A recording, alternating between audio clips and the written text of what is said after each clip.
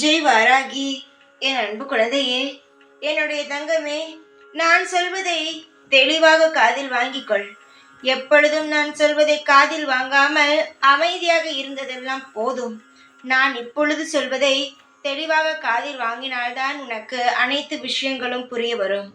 எப்ப பார்த்தாலும் எதற்கு பார்த்தாலும் அழுது கொண்டும் ஏதாவது ஒரு விஷயத்தை சிந்தித்து கொண்டும் தேவையில்லாமல் எதையாவது ஒரு விஷயத்தை பற்றி யோசித்து கொண்டு இருக்கும் உனக்கு ஒன்றே ஒன்று சொல்கிறேன்.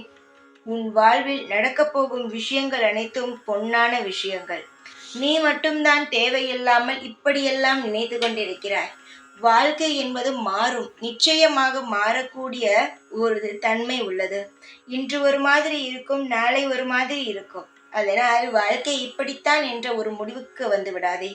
சீக்கிரமாக நீயே வியக்கும் வகையில் உன் வாழ்வில் பல மாற்றங்களையும் பல நல்ல விஷயங்களையும் காண்பாய்.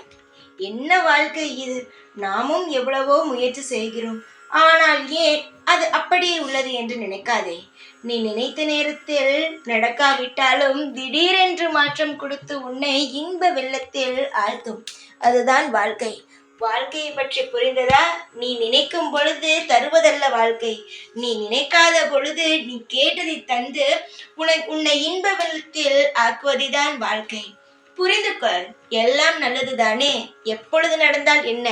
நான் உனக்கு எப்பொழுது தேவையோ அப்பொழுது உன் கையில் கொடுப்பேன் என்ற நம்பிக்கை இருக்கிறதல்லவா?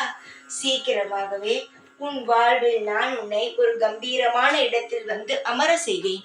இந்த வாராகியானவள் வெற்றியின் நாயகி. வெற்றியை தராமல் இருப்பேனா? வெற்றியை தருவேன். உன்னை நிச்சயமாக ஒரு மகுடத்தை சூடு நான் வைப்பேன்.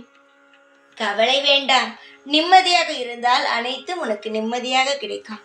எப்பொழுதும் நான் உன்னுடனேயே இருப்பேன். ஜெய் வாராகி.